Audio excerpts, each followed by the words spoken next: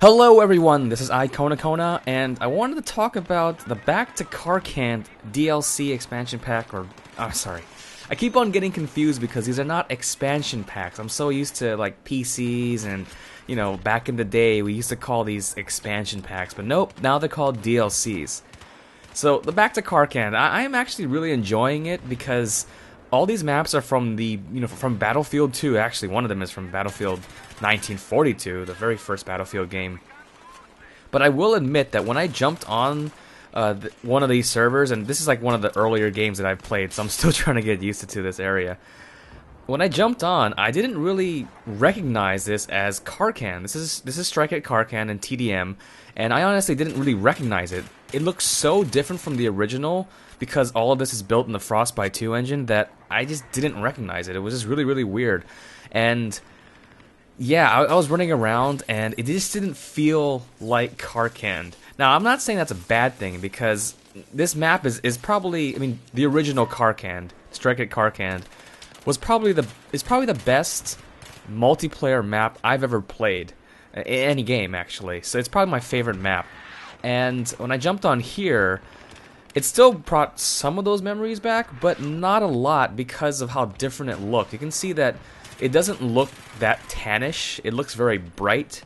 And also, the fact that you can go inside buildings like this, it really changes the way this map is played. And it doesn't, oh, by the way, here I take a turn because I figured if you guys remember that alleyway, there's supposed to be an alleyway there, I think, but then they removed it, I guess, because now you can go inside this building.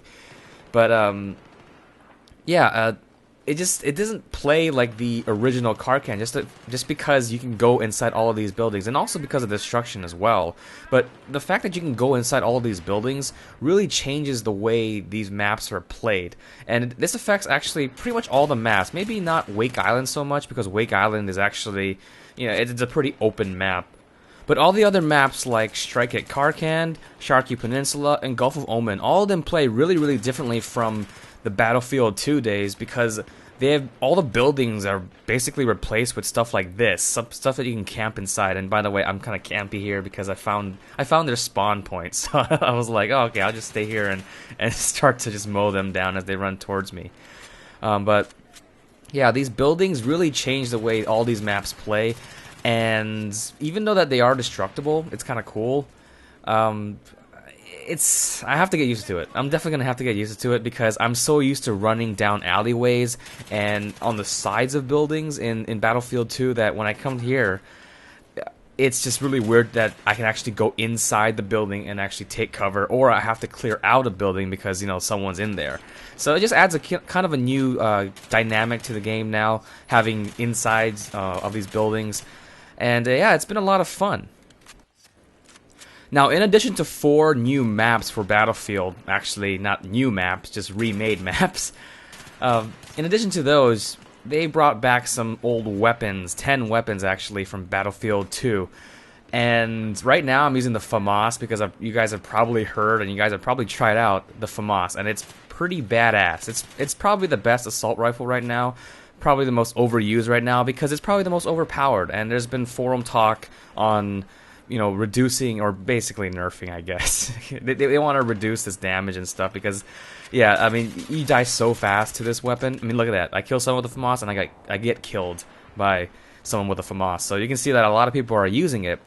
And actually, the FAMAS in Battlefield 2 used to be a crap weapon. I swear, like, I never used to use the FAMAS in Battlefield 2.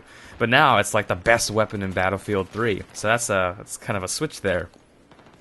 Now, I've been working on these assignments, and those assignments are actually pretty fun. I like the fact that they have 2 tiers of weapons for each class, as well as one last one, is kind of general one. And the first tier is pretty easy to get. It's not too difficult. It may take some time, but you know, in general, you'll probably get it within, you know, an hour or so. But then the second tier is the one that you really have to work for, and luckily the FAMAS is the first tier, so it's easy to get, and that's why you see a lot of people use it. I did earn the L85, I believe, and again, the L85 was a very bad weapon in Battlefield 2, but it's actually, I found, is a pretty good weapon in this game. I just have to learn to use it right, and I've been using like burst fire a lot, you know, using cover more smartly, maybe not there, but Yeah, I'm starting to get used to those weapons that, supposedly were bad in Battlefield 2, but in Battlefield 3 they're actually pretty good.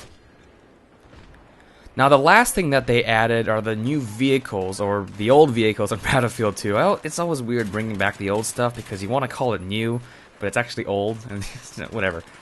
The last thing that they brought back was the vehicles, and the vehicles are, man, they're fun. they're always fun to like go back and go into like the buggy on Gulf of Omen, drive around, like have those races. I'm sure some of you remember doing those races on Gulf of Omen in those dune buggies. Man, that was so much fun. Hovering those F-35 jets.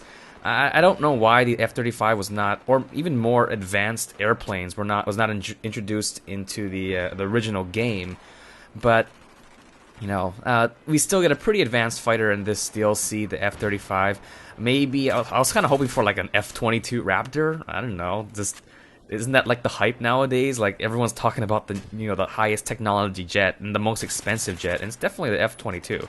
And I was kind of hoping to see some sort of super advanced jet in this game, but that's alright. Maybe it'll come in later on.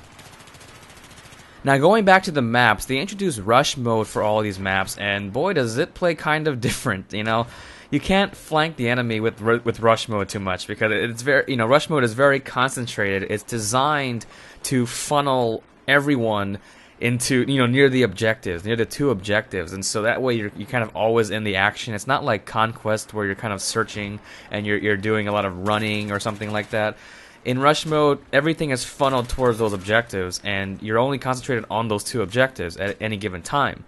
So all the flanking, all those classical flanking maneuvers that you would do in Conquest just don't work on this, especially like this map. If you guys remember playing Strike at Karkand on Battlefield 2, you would take a squad, you would go to the far left near the water. Oh, in this case, the far left near the water. I'm on defense. And you would go under next to the wall and run really far, or you would take another squad all the way to the far right on top of the hill, go over the hill and try and flank the enemy. And I noticed that with this, you can't really do that in rush mode. It's because they've kind of they've designed it to make it funnel in, and those flanking maneuvers don't really work. And I noticed those flanking maneuvers don't really work too well in Conquest either, because I guess people check them now. They've played Battlefield, and oh yeah, Colonel, by the way, finally got Colonel status. But yeah, they played Battlefield 2, so they know all of those flanking maneuvers. So if you guys got the Back to Karkand DLC, let me know what you think about it.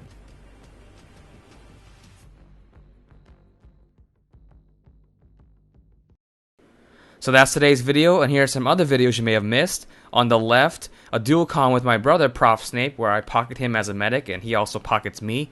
And on the right, I found some old footage of an old game that I used to play called Albatross 18.